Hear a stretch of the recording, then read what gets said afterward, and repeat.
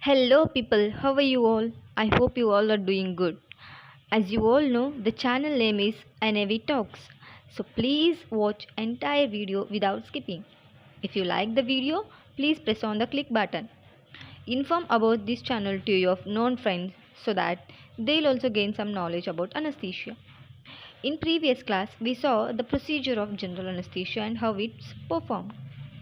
In this class, I'll explain about indications, contraindications, and pre-anesthetic evaluation. So, let's move on to the topic that is general anesthesia. General anesthesia. General anesthesia, when it comes to general anesthesia, we will see definition of general anesthesia. General anesthesia is a medically induced state of unconsciousness where a patient is unaware of surrounding things for a particular period and which is reversible after surgery. See, as we saw in previous class, general anesthesia means it's a state of medically induced unconsciousness. Means we will give some drugs or some this thing gases in which patient will be in unconscious mode or unconscious state, and he'll not be knowing like what's going on around him. He'll be unaware of surroundings for a particular period. During surgery, he'll not be in conscious state. He'll be unconscious state, so he'll not know anything, and which is reversible post surgery, and this unconscious state will be reversible after surgery. That is the term general anesthesia. We call it as a general anesthesia. Definition is anesthesia is a medically induced state of unconsciousness where patient is unaware of surrounding things for a particular period and which is reversible post surgery. You can see in this picture, they inserted a tube here, inserted a tube here, and this tube is connected to the this tube is called as airway tube, and this tube is connected to the circuit, and finally to the anesthesia machine will deliver some gases through this circuit, and it will eventually it will reach to the trachea, and trachea from trachea to the both the lungs. So that is the general anesthesia. General anesthesia can be given by two methods. That is intravenous anesthesia. Means we will give some drugs through the IV cannula, through the IV cannula, like thiopental is there, preanesthetic is there, ketamine is there, etomidate is there. Like any one of drug we will use for that patient to induce the patient, to make the patient unconsciousness. So these drugs will depress the CNS. They will depress the central nervous system. So these are the intravenous, and that is the term we call it as intravenous anesthesia. Intravenous anesthesia means we will give some drugs which are injected through the IV cannula, through the veins. Next is inhalational anesthesia. Inhalational anesthesia are like isoflurane, sevoflurane, halothane, and desflurane, etc. These are gases. They're available in liquid form, but when they'll reach the circuit, they'll come in gaseous form, and through circuit they'll reach the airway, and through airway to the lungs. So these are the gases. Those are called as inhalational anesthesia. Normally in current practice, we use only isoflurane and sevoflurane. Like halothane and desflurane are not used because they have a like more this one sorry, minimum alveolar concentration is high. So we'll avoid these. Only isoflurane and sevoflurane are used nowadays. When it comes to the indications, general anesthesia we studied definition of general anesthesia. It's a medically induced state of unconsciousness where patient is unaware of surrounding things for a particular period and which is reversible. In that we have two methods, that is intravenous and inhalational anesthesia. Next, when it comes to the indications mean in which condition we will prefer or we will recommend general anesthesia. That is called as indications. When we will give general anesthesia in major surgeries like laparoscopic cholecystectomy, means they'll remove gallbladder, na? That is cholecystectomy. Laparoscopic appendectomy, removal of appendix, laminectomy and discectomy. Craniotomy is also there. They are like they require general anesthesia only. Laminectomy and neurosurgery require prone position. Na? You can see in this picture. You can see this picture. They are performing some abdominal surgeries. You can see they are performing abdominal surgery. It might be some coastal surgery, some coastal. They are taking incision. This is they took a like big incision here, na. So here. They're taking incision here, so this is a major surgery, abdominal surgery, so they're performing this requires general anesthesia. And next is this is neurosurgery. We will we will intubate patient in supine position, and we will keep the patient in prone position after intubating, so this surgery also requires general anesthesia. And next is organ transplant surgeries like liver transplant, heart transplant surgery, and kidney transplant surgery. These also require general anesthesia only, because we have to like depress the central nervous system. Na? So these also require general anesthesia. Next is patient factors like pediatric patient, old age patient. They are uncooperative patients now. So we have to give them general anesthesia because they are uncooperative. If the surgery is small also, they will not cooperate. So during that time, we will give general anesthesia compared to other type of anesthesia. Like sometimes we will give sedation also. If the surgery is too small, then we will give sedation also.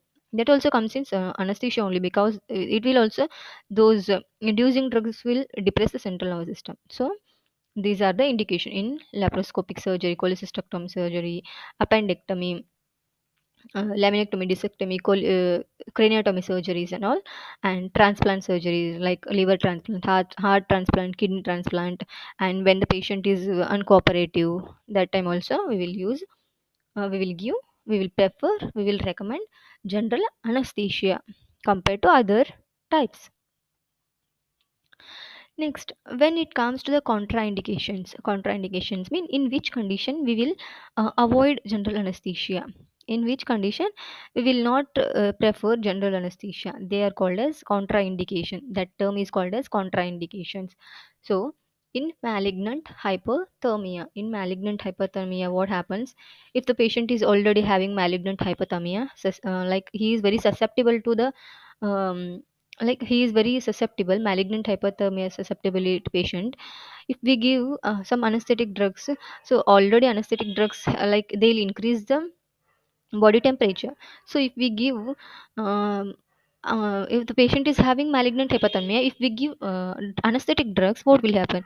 They'll also increase the body temperature na? So ultimately what will happen, it will raise overall body temperature. So there is a rise in temperature, body temperature. So we have to avoid general anesthesia in if the patient is having malignant hypothermia. Next is allergic reactions. If some patient may be having some allergic to some anesthetic drugs, a known severe allergic specific anesthetic drug. If the patient knows some he is very allergic to that particular medicine, so we have to contraindicate a general anesthesia in that condition. Next is uncontrolled medical conditions, like uncontrolled medical conditions like severe hypertension, severe diabetic pain patients. If the patient has undergone any CABG and all something, in that condition we have to contraindicate general anesthesia. Next is unstable angina, means the heart is not pumping proper blood, like it's not pumping blood properly. That term is called unstable angina. So we have to avoid in that condition. General anesthesia should be avoided in unstable angina, because if we are unaware of the patient is having this unstable angina, if we give like anesthesia simply, general anesthesia simply, in intraoperative period, patient may get heart attack also. So for that reason we should avoid, or we should contraindicate general anesthesia in unstable angina patient. Next is severe obstructive sleep apnea. Severe obstructive sleep apnea increases risk of airway complications in post-operative period. Means, see, If the patient is we intubated patient, surgery has gone smooth, very smooth, and after surgery, because of he is having like severe obstructive sleep apnea, patient, what will happen, patient will go in apnea, because there is high chances of tongue fall will be more in obstructive sleep apnea. So if there is any tongue fall, patient will not maintain his saturation or her saturation. So in that condition also we have to contraindicate general anesthesia. Next is poorly controlled diabetes. So if the patient is having any diabetes, what will happen, the drugs which we give will not excrete through the urine, no? They will not metabolize. So in that condition also we have to contraindicate general anesthesia, that is poorly controlled diabetes. In that condition drugs will not excrete or metabolize, so we have to contraindicate general anesthesia in poorly controlled diabetes. Next is severe obesity. Severe obesity. This will make airway management and ventilation more difficult. Obesity will make airway management and ventilation more difficult in intraoperative period also, and in during intubation also it's very difficult to maintain his saturation. So during that time also we have to contraindicate general anesthesia. Next is renal and hepatic impairment. Like uncontrolled diabetic and renal dysfunction is there, if the kidney is not working properly, if he is having any metabolic issues, a condition like uncontrolled diabetes or hypothyroidism, that time also we have to contraindicate general anesthesia. Some hypothyroid patient, like they some drugs will not excrete, and hypothyroid they require more drugs, so we have to contraindicate in that condition. And renal, if the patient is he his renal, like kidney is not working properly, so drugs will not metabolize and excrete. So in that condition also we have to contraindicate general anesthesia. Next is pregnancy. Like in pregnancy, general anesthesia is not an obsolete contraindication, but it requires a careful consideration to avoid harm to the fetus and manage the physiological changes in the mother. It's not an any this thing obsolete contraindication, but it requires like safe or it requires very careful like careful management. It requires very careful management because some anesthetic drugs will cross the placental barrier and they'll make fetal abnormalities. So we have to contraindicate general anesthesia in pregnancy patient. Next is pre-anesthetic evaluation. This is the chart you can see. This is the chart where we do pre-anesthetic evaluation. We will write all the parameters in this, and we will examine, or anesthesiologist will examine, and he'll take history of the patient and he'll examine of patient conditions. You can see this box says general status, means we'll ask the patient's weight, like we have to calculate dose now according to the patient weight. So for that reason we will ask the patient's weight, or we will check the patient weight, and the patient temperature is also checked. If the patient is he is having any temperature rise in temperature, we will write febrile, and if he is not having any like rise in temperature, then we will write afebrile. Then cyanosis means if there is any change in on her nails, lips, that also we have to assess. And pedal edema means if there is any swelling on his or her legs due to fluid accumulation, that also we have to assess. If it is not there, if in normal person, if it is not there, then we have to write no like that. And we have to monitor blood pressure, like recording should be taken now. First recording in pre-anesthetic evaluation, pulse rate should be taken, blood pressure, saturation should be mentioned here. In this box we can see drugs, they wrote as drugs. So if the patient is taking any drugs to manage any conditions like hypertension, diabetes or something like thyroid, So if the patient is having any weakness during that time, some people will take medicine, so those medicines should be written here. And for what reason they are taking those medicine, those they all should be written here in this chart. If patient is having like he is a diabetic patient and he is taking metformin, then we have to write known case of diabetic and he is taking metformin. So we have to write in this chart, that is called as drugs box. Like this one here we have to write, you can see here, anti-diabetic, anti-hypertensive, anti-anginal. Here they'll write these things, which drug he is taking, for what reason he is taking, and at what time he is taking, that we should mention here. Next is cardiorespiratory system.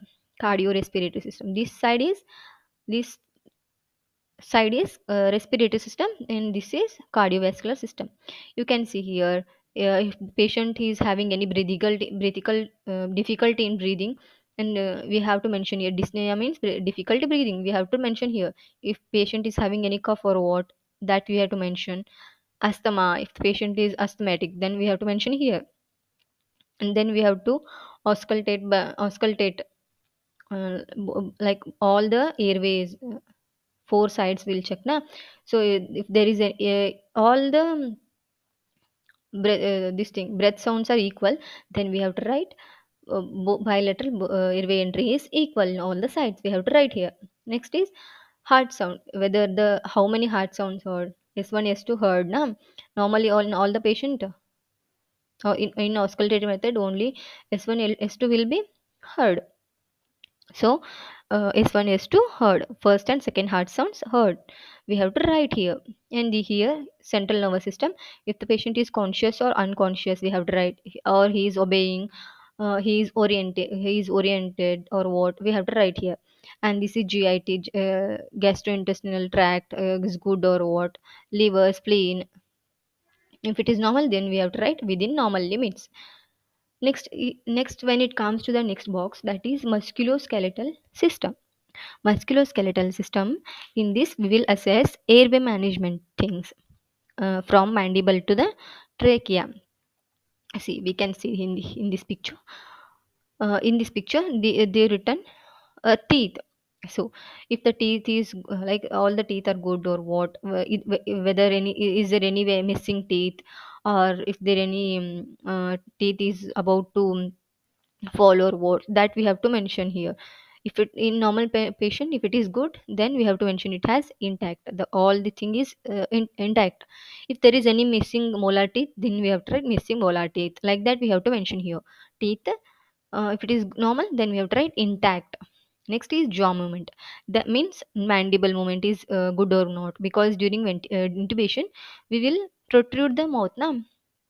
So for that reason we have to assess the jaw moment. If it is good, adequate, then we have to write adequate, jaw moment is adequate. Next is airway assessment. Airway assessment means, um, airway assessment, what we will do in airway assessment. uh, Airway assessment should be done to to know, like whether the airway is difficult airway is there or what. Like we will check whether all the structures are visible, like ola is visible, hard palate is visible, soft palate is visible, and or what, like that we will check that airway assessment. In that we have malampati grading. Malampati grading, in which we will assess, there are four types of malampati grading classification. uh, if all are visible, then means ola, hard palate, soft palate, all are visible, then it is malampati grade 1. If all are absent, then it is 4. There is a classification, it's also a small class. This is just separate topic only, malampati grading. And the next method is to assess the airway management is by putting three fingers inside the mouth. Will Anesthesiologist will tell patient to insert his three fingers in the mouth. If they're going like easily, then it is normal, the patient is normal, airway management is good, like we can manage the airway in intraoperative or in during intubation. So that is airway assessment. So if it is normal, then we have to write mpg 1. Next is spine. some patient will be having some spinal cord issue, or he might be undergone any previous surgeries like spine this thing laminectomy or something. So he'll be having some abnormalities in spinal cord na. So if we know before, then we can contraindicate spinal anesthesia na. So for that is, otherwise if we give spinal anesthesia in spinal abnormality patient, it will make a complication. So for that reason we have to assess the spine. Next is patient is whether patient is having any allergy to any particular medicine or what. If you know the particular known allergic medicine, then we have to contraindicate that. If we don't know, then if in intraoperative period if there is any reaction, then we have to uh, we have to manage that with some drugs like avil or something. We have to manage. We will ask patient allergy, whether the patient is having any allergy to a particular medicine, that we have to assess in this box, like we have to write here. Next is previous anesthesia. If the patient had gone any undergone any surgeries, like previously had undergone any surgeries, if he is having any experience to these methods, if he know, if he knows what, if he knows any general anesthesia, spinal anesthesia terms, then we will, if he is having any experience, then we have to ask him. If it is not there, then write no. Next, this is the investigations chart. In this, we will assess CBC, complete blood count, liver function test we will do, renal function test we will do, and serology we will mention here. If it is normal, like serology is negative, then we have to write negative only. Creatinine, this is renal function test. So liver function and creatine function, liver and renal function test is done. Well, like it's easy to like monitor whether the anesthetic drug what we give na in intraoperative period, they will excrete or metabolize or excrete or not. That for that reason we have to investigate, that patient should be tested for liver function test and this thing renal function test. And serology is for precautions for patient and the staff and the hospital, like safety purpose. And next, when it comes to the chest x-ray for a lung test and ECG will check to assess the heart rate, and graph is good or not, all the waves are normal or not, within normal range or not, that, and how much potassium, like that graph will show something na, up or down, up down. So it means if there is increase something T wave, patient have some potassium level high level, something like hyperkalemia, it in that all things will indicate in this structure only. In ECG it we can monitor that easily. And next, echo is for patient who is like cardiac issue patients. Some cardiac issue patient might be having some cardiac patient might be very risky patient na? So they should be tested for echo test. Normally it should be 40 to 45, 45 to 60. These all we saw na. So what it indicates, if all these things are normal, we have to write here as ASA 1. So here is ASA status. ASA status means American Society of Anesthesiologists status.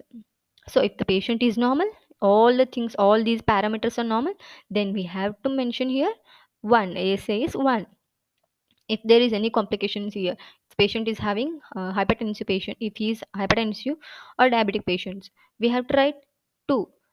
In 2, labor patient also comes in 2 only. So this is also small but a separate topic, I'll take in upcoming classes. Next is this thing, preoperative diagnostic. For what reason he is posted for the surgery, that we have to mention here, and proposed surgery, in what surgery is undergoing, that we have to mention, and according to this condition, which anesthesia is suitable for this patient, that we have to mention here. And in recovery room, we will give some drugs like pentazocine, MSET to reduce the secretions and to reduce the vomiting. So that should be mentioned here. Next is pre-anesthetic advice. Pre-anesthetic advice, what they'll mention here, NBM. If the surgery is if he is undergoing any spine this thing general anesthesia surgery, then the patient should be NBM for 8 hours. We have to mention here 8 hours. Anesthesiologist will mention here as 8 hours. If he is going undergoing any surgery which is um, undergoing which will be in spinal anesthesia, that time we have to mention here 6 hours. So he should be NBM for 8 hours in general anesthesia. Then proper written consent should be taken. We have to explain like that all the things will be written on the consent paper only, but we have to inform orally also. They should inform to the patient and relatives. And if the patient is okay with all the things, post operative complications and all, we have to inform them before only. Intraoperative, sometimes there might be intraoperative and post operative complication, so we have to inform them before only, and we have to tell them everything. If they are okay with this thing, then we can proceed. So proper consent should be taken. This is the ethical role in anesthesia. This is ethics in anesthesia. Next is, if the patient is taking any medicines, like if he is taking any hypertensive medicine, then the patient should continue the hypertensive medicine. Like he should take that medicine on the day of surgery also, morning, with the sip of water he should take a hypertensive medicine. But in anti-diabetic thing medicine, he should stop that before 8 hours. Anti-diabetic medicine should be stopped before 8 hours. So this is the pre-anesthetic evaluation. We will do all the assessment, and we will write here as ASA 1 or 2, and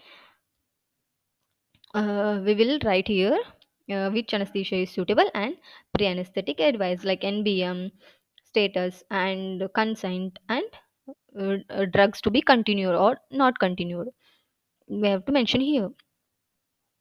Next is, when it comes to the pre-anesthetic evaluation, you can see this is the model structure of um, pre-anesthetic evaluation. See, Western is to heard, bilateral airway entry is present, conscious oriented, it is NAD. Then we can write here thin built, febrile, pallor edema is not there, sinus is not there, normal BP, and heart rate we can write here, and the patient is normal. So ISA 1, you can see here he has some like chronic weakness only, we have to mention, and the drugs he is taking we have to mention here. This is the model, so you can see this one. People, thank you all for watching the entire video. If you enjoyed this video, please like and subscribe for more content. Thank you so much, guys.